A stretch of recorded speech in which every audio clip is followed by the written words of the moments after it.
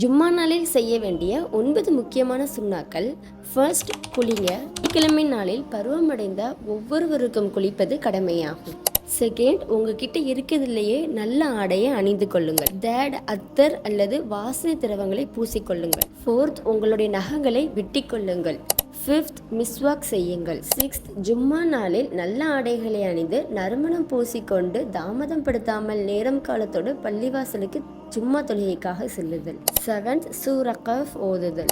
Eighth, நபி ஸல்லல்லாஹு அலைஹி வஸல்லம் அவர்கள் மீது அதிகமாக ஸலவாத் ஓதுதல். நிச்சயமாக உங்களுடைய ஸலவாத்துகள் எனக்கு எடுத்துக்காட்டப்படும் என்று நபி ஸல்லல்லாஹு அலைஹி வஸல்லம் அவர்கள் கூறினார்கள். நைன்த், ஜும்மா நாளில் அதிகமான பாவ மன்னிப்பும் அதிகமாக துவாவும் கேட்க வேண்டும். ஜும்மா நாளில் ஒரு நேரம் உண்டு. ஒரு முஸ்லிம் அடியான் நின்று வணங்கி அல்லாஹ்விடம் எதை கேட்டாலும் அதை அல்லாஹ் கொடுக்காமல் இருப்பதில்லை என்று நபி ஸல்லல்லாஹு அலைஹி வஸல்லம் அவர்கள் கூறினார்கள்.